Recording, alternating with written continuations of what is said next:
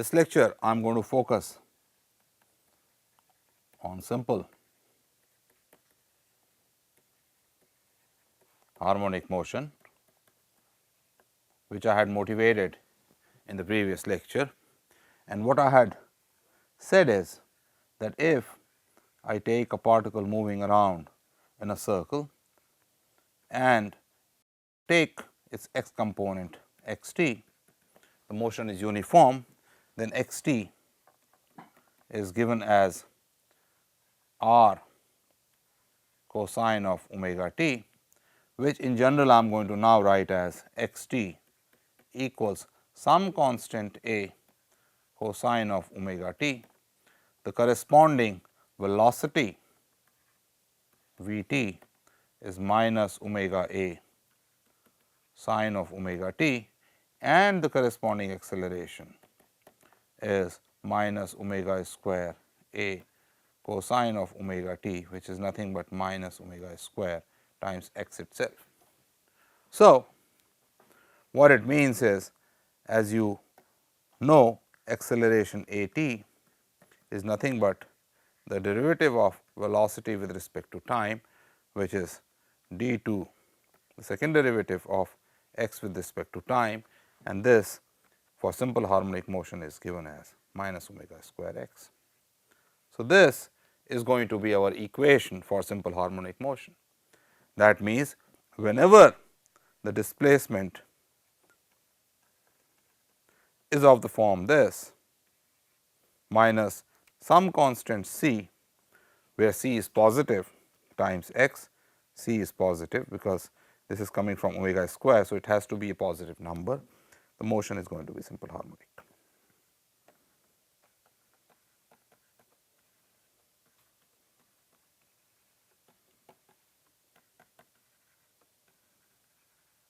And the solution of this equation is going to be of the form, because remember c is equivalent to omega square. So, motion is going to be x t is equal to some constant a cosine of square root of c t and some other constant b sine of square root of c t. Okay. This is, I will develop it mathematically further, but I am motivating you how this equation where d 2 x by d t square, that is the second derivative of displacement or the acceleration, is negative, is proportional to the displacement itself with a negative sign, I am going to get a motion which is simple harmonic. What it means is, since force is equal to mass times acceleration, that means if force on a particle is proportional to minus the displacement, where minus sign means, let us write that also explicitly, minus sign implies force is in the direction opposite to the displacement, right. So, if force on a particle is minus proportional to minus the displacement, minus sign means force is in the direction opposite to the displacement, it will always imply the motion of particle is going to be simple harmonic motion, and is going to perform a simple harmonic motion. So, we have just looked at this particle moving around in a circle, and through that we found out what x t or y t or the displacement is, took its derivative and then turned the whole argument around. We just went back saying that if the acceleration is proportional to the displacement or the force is proportional to displacement, but in the direction opposite, right, the motion is going to be simple harmonic. That makes perfect sense, because if there is a particle at a certain point, if it moves to the right, suppose this is a displacement, unless the force is in the opposite direction, it will not come back, right, it will not go back and forth. So, the force has to be in this direction, and if the particle is displaced to the left, the force has to be in the right direction. That is a physical way of looking at it. So, for it to perform a simple harmonic motion, right, where it goes back and forth in a very, very periodic way, the force has to be in the direction opposite to the displacement. And I have also shown you how to visualize simple harmonic motion. From now on, I am going to call it SHM, which stands for simple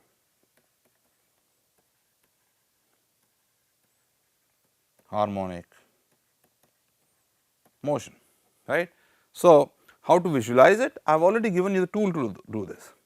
Always think of a particle moving uniformly in a circle, right, with constant angular speed or constant speed, linear speed, and take its component on the x axis or the y axis or a combination of the two.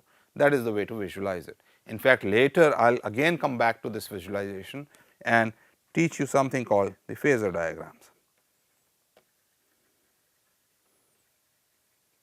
which are very helpful whenever we are looking out at periodic motion like this. But now, let us become slightly sophisticated mathematically, all right, and develop this further. But before that, I want to solve some problems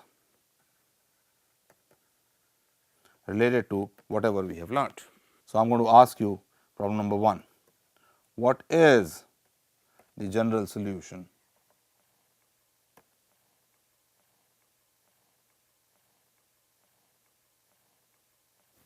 for the following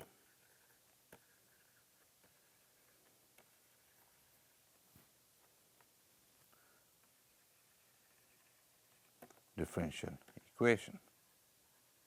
Okay, I am giving you an equation which is d2x by dt square is equal to minus 2x. This is exactly the kind of equation we were finding out in simple harmonic motion. This is exactly the kind of equation where the acceleration is opposite to the displacement, and therefore, the general solution is going to be x t, which is equal to a some constant a cosine of square root of 2 times t, and a combination with corresponding sine term, sine of square root of 2 t. That is the general solution. You take a second derivative, you are going to get exactly this as I showed you earlier, right. Let us take another example. Let us say d2 y t over dt square is equal to minus 5 y. I am using y just to emphasize these are just symbols. What you need to do fundamentally is look at what is the relationship between the symbol which represents the displacement, is second derivative, and the symbol itself which represents the displacement. So, in this case again you see that the acceleration is opposite to the displacement because that negative sign and proportional to the displacement. Therefore, y t again is going to be some constant cosine of root 5 t plus b sine of root 5 t. That is the general solution. You can check it for yourself, right, that if you take the second derivative, it will satisfy this equation. So, this is just looking at the equation where the second derivative of a quantity with respect to some other quantity is proportional to that quantity itself, right, of which I am taking the second derivative, and there is some constant. Let me also give you a general kind of thing. Suppose I have an equation d2y over d x square, and this is equal to minus, let us say, some constant, right, k y, where k is greater than 0. What is the solution? You see, this equation, if I put it on the side, is exactly like d2 x over dt square is equal to minus, say, kx. It is exactly like that. I am taking the second derivative of a quantity, here I am denoting that by y, with respect to another quantity which I am denoting by x, and the second derivative is proportional to y itself. It is exactly the same structure. All that we have done is replaced x by y and t by x. So, the general solution for this is also going to be y as a function of x is equal to some constant a cosine of root k x plus b sine of root k x. So, what you have to keep in mind is that the mathematical structure of the equation, which is in this case second derivative of a quantity, right, with respect to some other quantity is proportional to that first quantity itself, then mathematical structure tells you that the solution is going to be a linear combination or a combination of cosine and sine terms, right. And where in all these three examples A and B are some unknown, they are unknown right now, I do not know them, there is no way from the solution that we can find them unknown, but they are constants. They cannot depend on t, x, y, anything, they are constants.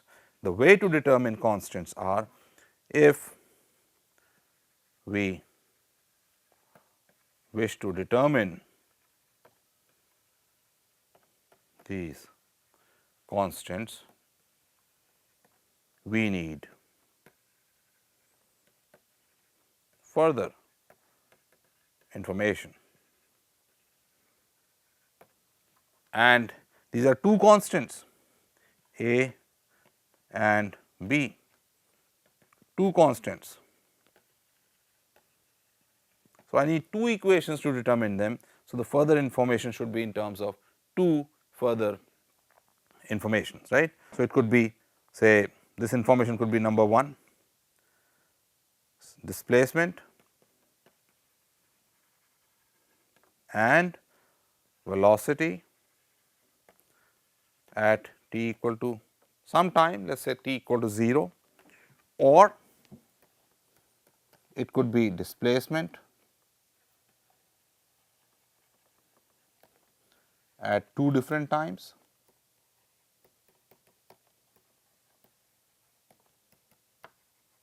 or any information where I need two informations. So, let us solve a general example. So, suppose I have this equation d2 x over dt square is equal to minus omega square x. I have just written it omega square to keep things simple.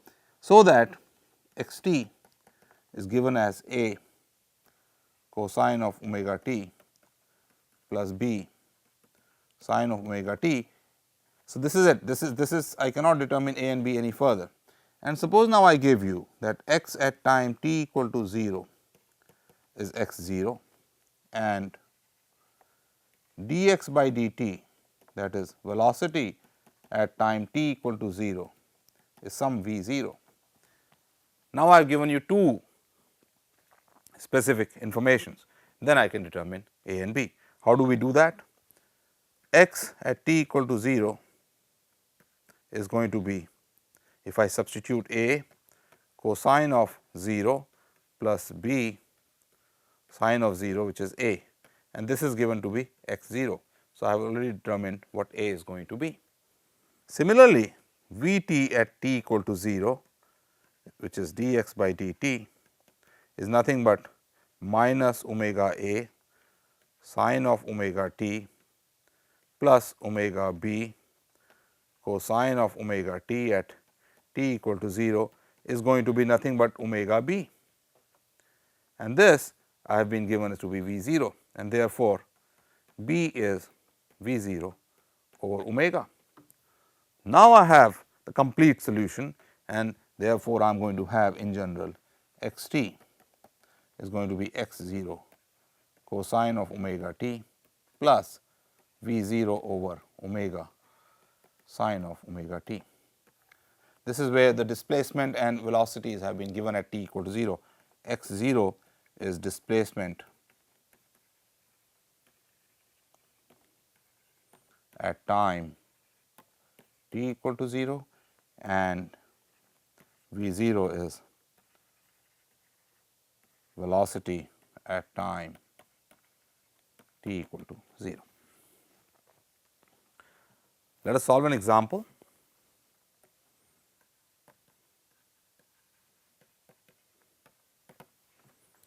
Find the solution of equation d2x over dt square equals minus 25x with x t equal to 0 equals 3 meters and v at t equal to 0 equals minus 2 meters second inverse. So, I have been given x 0 and v 0, and immediately I can write that x t is going to be 3 cosine of 5 t. How do I get this 5? Because this 25 is nothing but omega square minus 2 over 5 sine of 5 t, which then comes out to be 3 cosine 5 t minus 0.4 sine 5 t. That is the solution. So, you see, I have a general solution of that second order differential equation with a minus sign in front and the second order derivative being proportional to the displacement itself. I have a complete solution if I specify x and v at t equals some given time, which I am taking to be 0 right now, or the displacement at 2 different times, and so on. Okay. With this preliminary introduction, let us conclude that force proportional to minus the displacement implies acceleration, which is d2x by dt square equals minus some constant c x, and this all this together leads to simple harmonic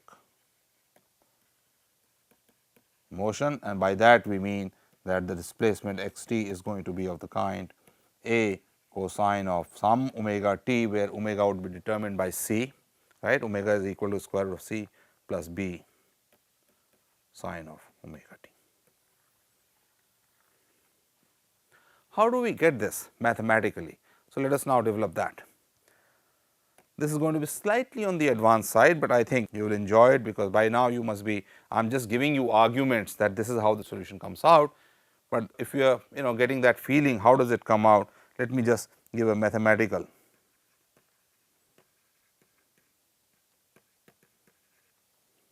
digression, detour. Okay. So, I have been given d2x by dt square is equal to minus c x, I am taking c greater than 0. Okay.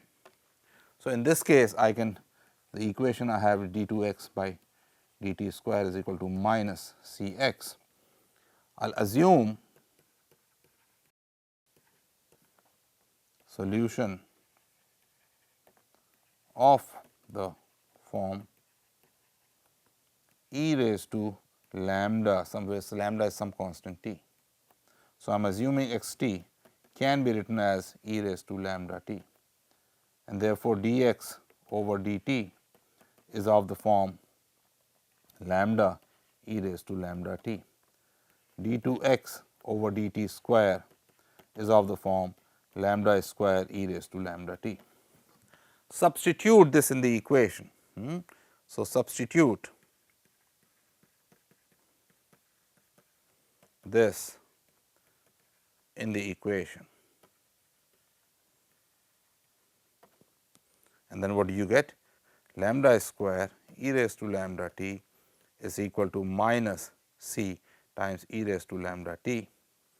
These two terms cancel and I get lambda equals plus or minus I root c, and therefore, the general solution is either of the form e raised to I root c t or e raised to minus I root c t, and the most general solution is going to be a combination of the two.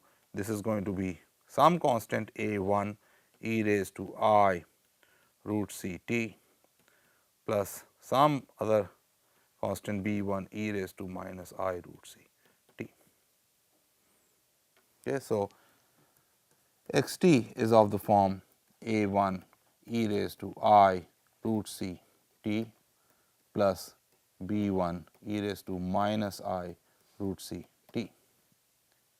And you will learn, or if you have not already learned, e raised to I root c t or some constant t is nothing but cosine of root c t plus I sine of root c t. All right. So, therefore, x t, if I combine the two, I can write as some constant a cosine of root c t plus some other constant b sine of root c t, where a you can make out is going to be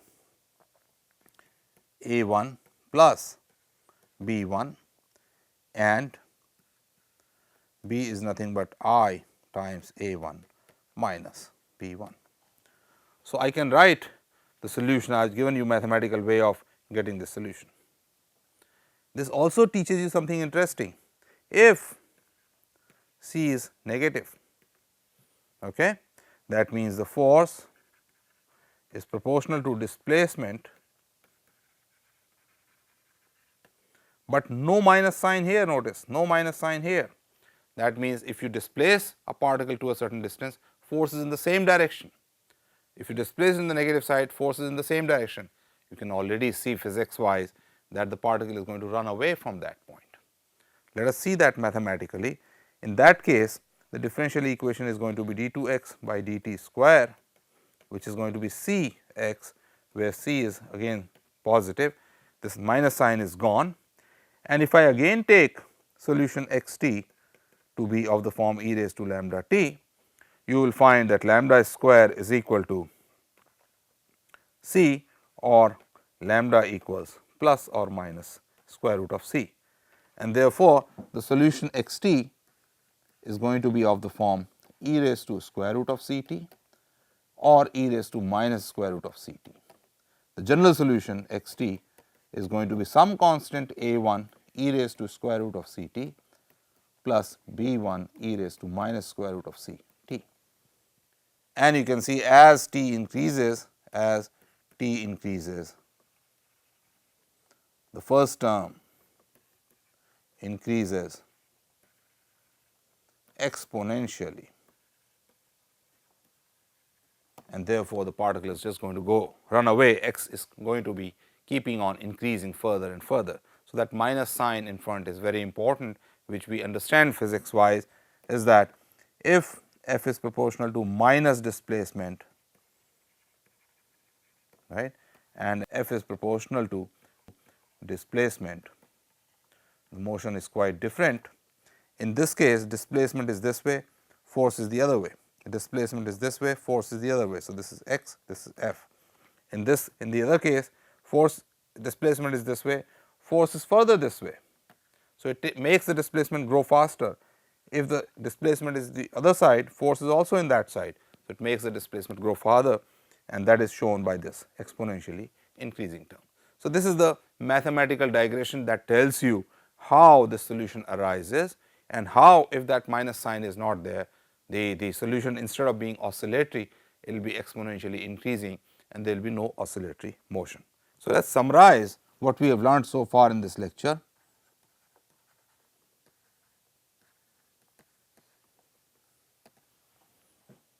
What is new that we have learnt is that if force is proportional to minus the displacement,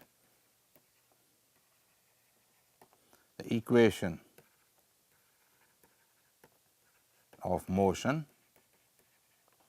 is of the form d 2 x by d t square is equal to minus c x, and the general solution of this equation is of the form x t equals some constant a cosine of root c t plus some other constant b sine of root c t. A and b are determined by some conditions, in fact 2 conditions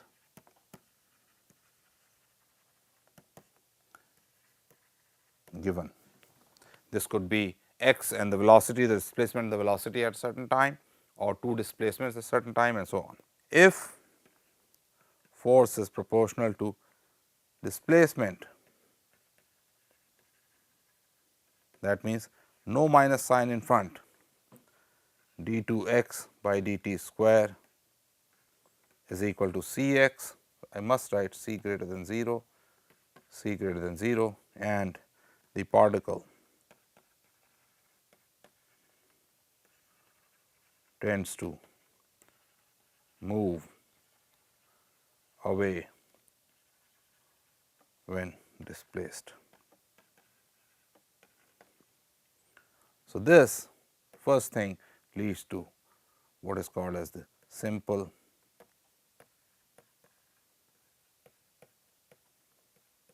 harmonic motion. Now, the question we ask, if we have set up all this mathematical device, where or in which systems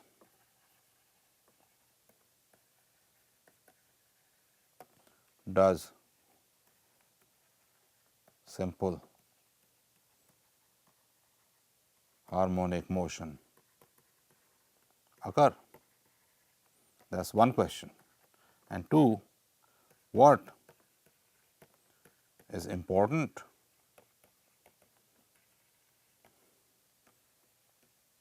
about simple harmonic motion that we are paying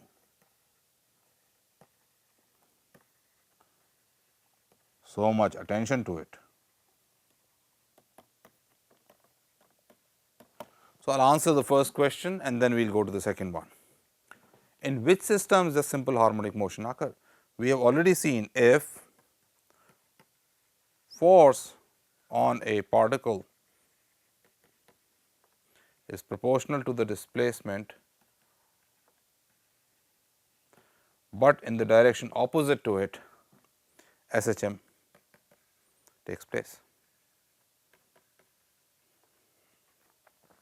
So, one place where this happens is a spring mass system, because you know in a spring which is say of natural length or unstretched length L0, by Hooke's law,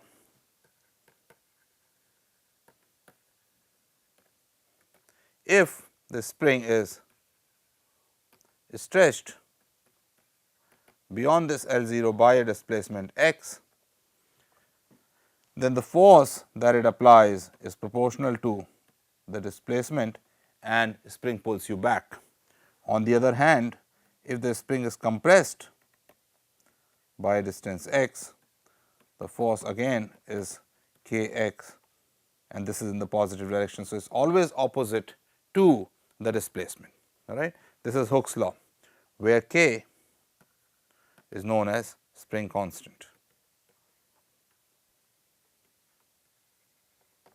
and its dimensions are newtons per meter. Okay.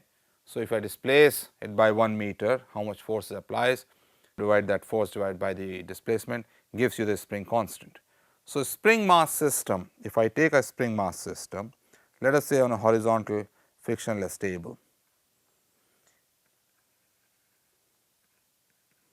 and put a mass m here, all right, and let my coordinate system be such that x equals 0 is where the equilibrium point is, where the spring has its natural unstretched length. If I displace this mass by x, then the force on the mass is minus kx, and the equation of motion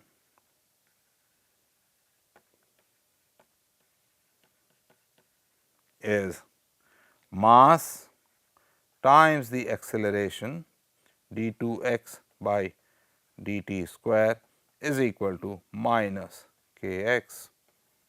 This is the equation of motion.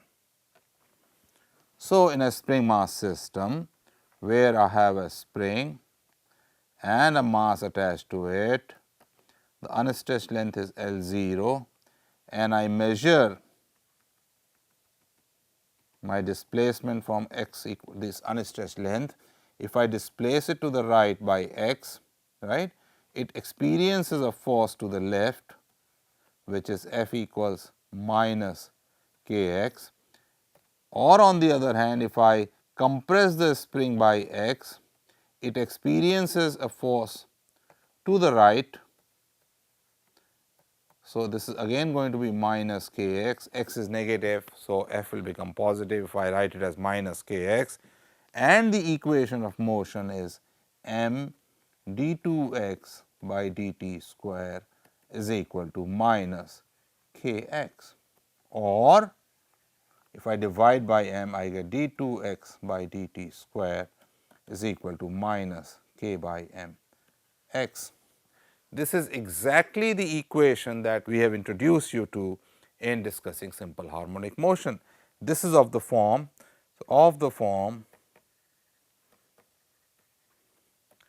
d2x by dt square is equal to minus omega square x. So, if I identify omega square as k over m, I have the equation of motion d2x by dt square is equal to minus omega square x. It is also written as d2x by dt square plus omega square x is equal to 0, and we immediately know from this that the solution x t is going to be a cosine of omega t plus some other constant b sine of omega t. So, what I have shown you is in a spring mass system where spring follows the Hooke's law, that is the force is proportional to the displacement, you get simple harmonic motion, right. So, in a spring mass system, if the mass is displaced, is going to perform simple harmonic motion.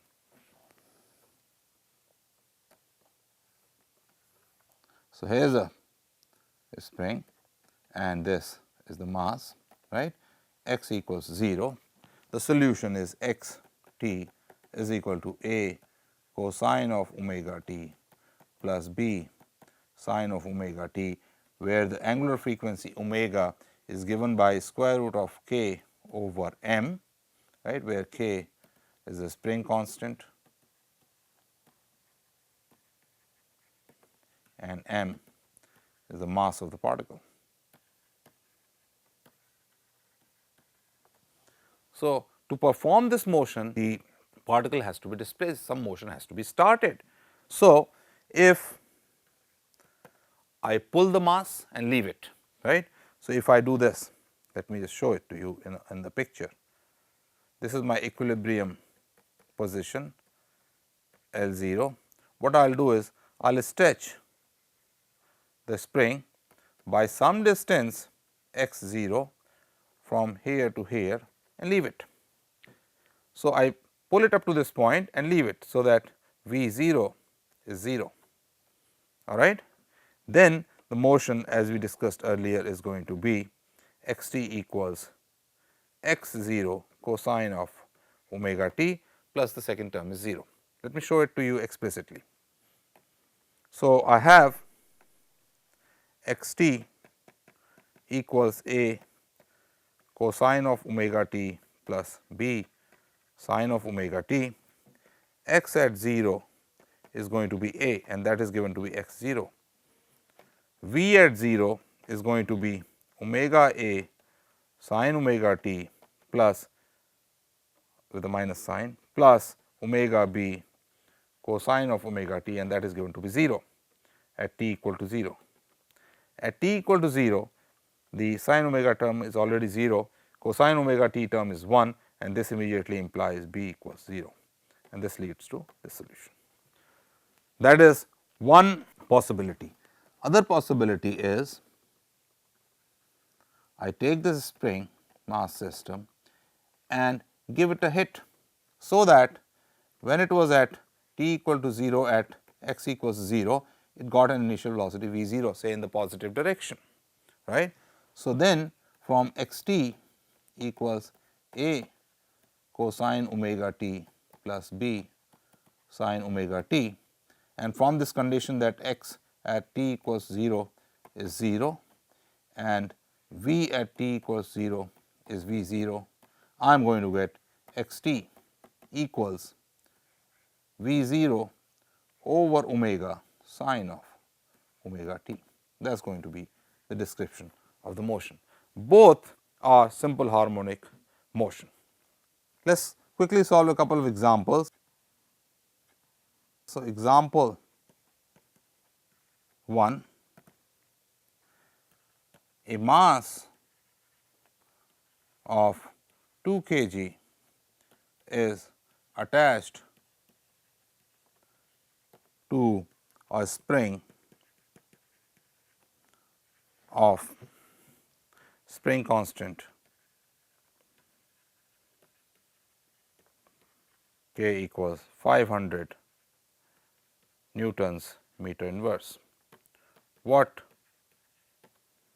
will be the frequency of oscillations if the mass is displaced from its equilibrium position and released. So, what is given to you is that K is 500 newtons meter inverse, the mass is given to be 2 kg. So, the angular frequency omega is nothing but square root of k over m, which is square root of 500 over 2, which is square root of 250, and that is going to be 5 square root of 2500, sorry, 5 square root of 10 radians per second, or if the frequency is needed, omega over 2 pi, that is going to be 5 square root of 10 divided by 2 pi, which is 2.5 square root of 10 over pi hertz or per second. That is the frequency. Example 2, a mass of 5 kg is attached to a spring of spring constant 400 newtons per meter. When it is pulled from its equilibrium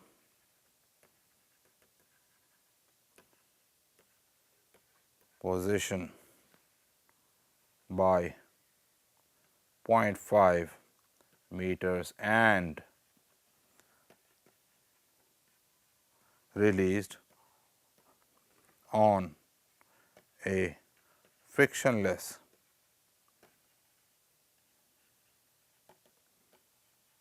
horizontal table,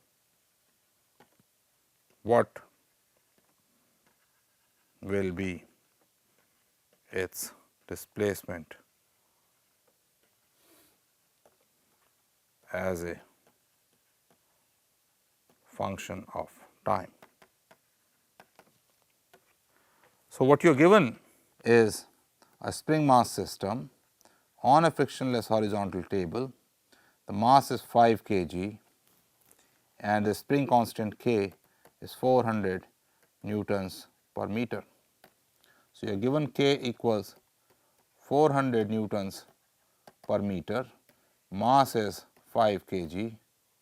So, omega is going to be square root of k over m, which is square root of 400 over 5, square root of 80 radians per second, which is 4 square root of 5 radians per second. General motion x t is going to be some constant a cosine of 4 root 5 t plus b sine of 4 root 5 t. However, what you are given is that it is pulled by a distance of 0.5 meters and released. So, that means v at t equals 0 is 0.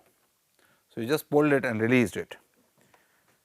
What is the subsequent motion? So, a is going to be come out to be 0.5 meters, because on the side I will tell you x at 0 is equal to a plus 0, which is given to be 0.5, and x dot, that is dx by dt, not x dot, let us write v at t equals 0 is equal to minus omega a sine of omega times 0 plus omega b cosine of omega times 0, and this is given to be 0. This term anyway is 0. So, b comes out to be 0, and therefore, x as a function of time is going to be 0.5 cosine of 4 root 5 t. We have been talking about simple harmonic motion, and looking at the equation x double dot equals minus omega square x, we have shown that the solutions are a cosine omega t plus b sine omega t, where a and b constants. What we want to show now is that the solution can also be written in the form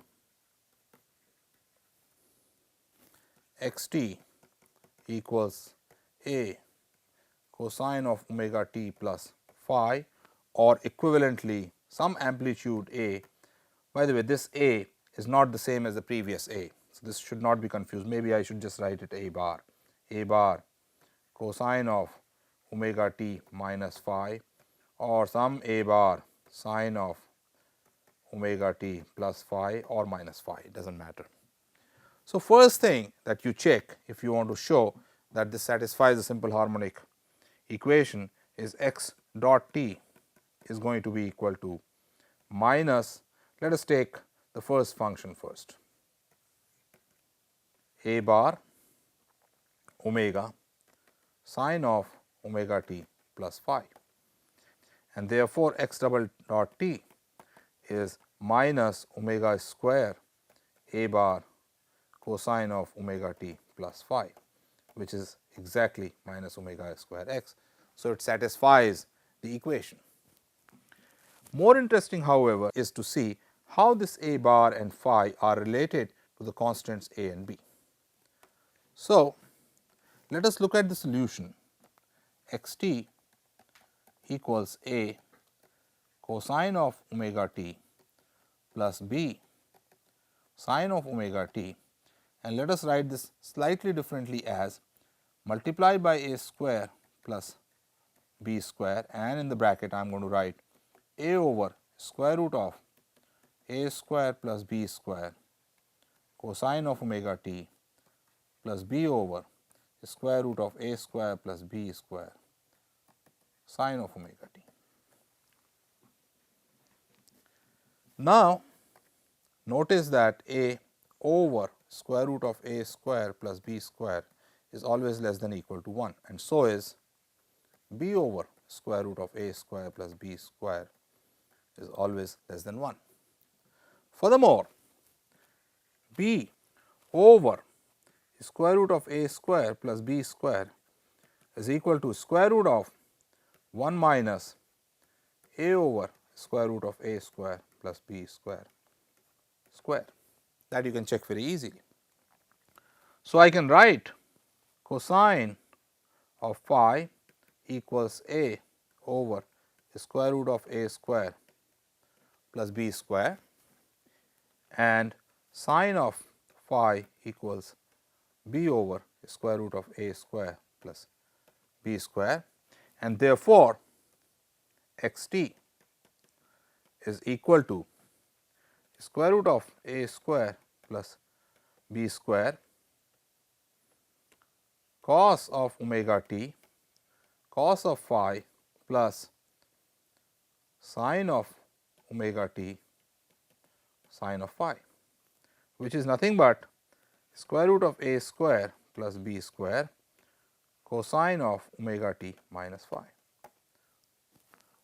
What I have shown you is that x t can be written as some a bar cosine of omega t minus phi, where a bar is square root of a square plus b square, cosine of phi is a over square root of a square plus b square, or equivalently a over a bar, sine of phi is equal to b over a bar, tangent of phi is equal to b over a.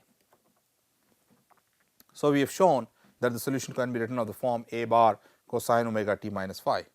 I could have taken cosine of phi equals a over a bar and sine of phi to be minus b over a bar, and then the solution would have been x t equals a bar cosine of omega t plus phi. So, depending on how I choose my sine and cosine and those signs, I can easily see that the solution can be written in the desired form. Phi, by the way, is known as the initial phase of the motion, because it is really related to the displacement and velocity and everything at time d equals 0. Let me show that. So, if I take the solution x t equals a bar cosine of omega t plus phi, then x at 0 is nothing but a bar cosine of phi, and x dot at 0 is nothing but minus omega a bar sine of omega t plus phi at t equal to 0, which is minus omega a bar sine of phi. So, the velocity and displacement at time equal to time t equal to 0 are related to the amplitude a bar and the initial phase phi. So, that is another way of writing the solution for simple harmonic motion. The second problem I am going to take in this involves two springs.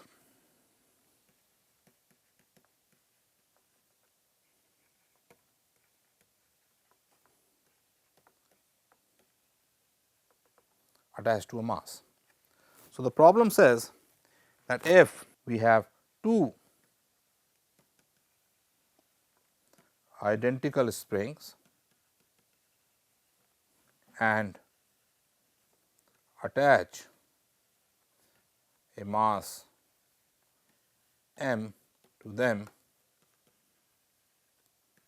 in the following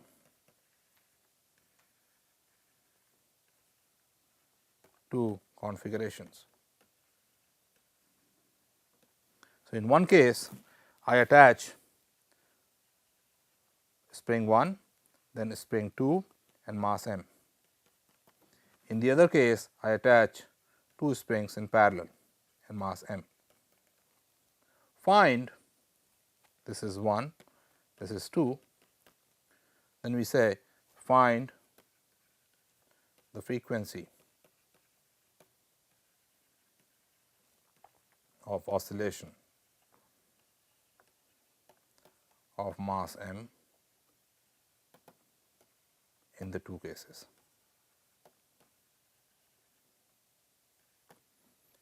Keep in mind, whether I keep the spring vertical or horizontal, it does not really matter. So, let us take the first case when one spring and the second spring are attached to this mass. All we want to do is displace this mass by amount x and find out how much is the restoring force on this because of the two springs. The springs are massless. So, let us see what happens when I stretch this. The first spring, let us say, gets stretched by an amount y. This end of the spring has been, this mass has been moved from the initial position by x, and therefore, the stretch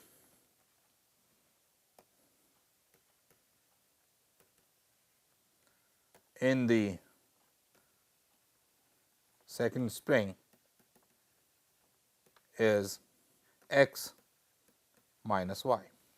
Okay, so, the spring gets stretched by x minus y. Let us now look at the force on the second spring. The second spring has gotten stretched by x minus y, and the force on this side due to the first spring which has gotten stretched by y is k y, and the force on this, because it has gotten stretched only by x minus y, is k x minus y. Now, since the spring is massless, the net force on it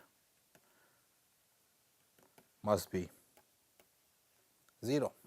If it is not, the spring will require an infinite acceleration, and this implies that k y is equal to k x minus y, or y equals x by 2.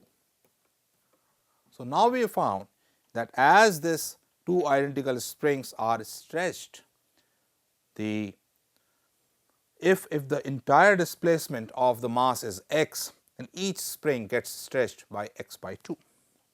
So, let us make this again. If this is x, this has gotten stretched by x by 2 and this has gotten stretched by x by 2. So, the force on the mass, which is only due to the second spring, is going to be k x by 2, and therefore, m x double dot, because x after all is the displacement of the mass, is going to be equal to minus k x by 2, or x double dot is equal to minus k over 2 m x, and therefore, omega square in this case is going to be k over 2 m, or omega is going to be square root of k over m 1 over root 2. So, the frequency in this case, if two identical springs are attached in series, is reduced compared to a single spring by a factor of 1 over root 2. The second case is simpler. In the second case, the two springs are attached together. So, if the mass is displaced by x, each spring gets stretched by x and therefore, applies a force k x. So, F net in this case is going to be 2 k x, and therefore, x double dot or m x double dot is going to be minus 2 k x, or x double dot is equal to minus 2 k over m x, and therefore, omega is square root of 2 k over m, or square root of 2 square root k over m. So, omega in this case goes up compared to a single spring by a factor of root 2. So, let me just summarize the physical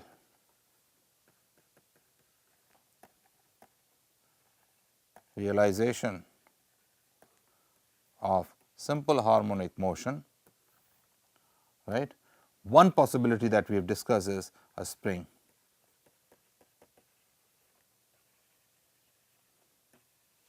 Mass system where the spring follows the Hooke's law. All right, that means force Fx is equal to minus kx. In that case, the frequency omega of oscillation is given by square root of k by m, and the general displacement xt is a cosine of square root of k over m t plus b sine of square root of k over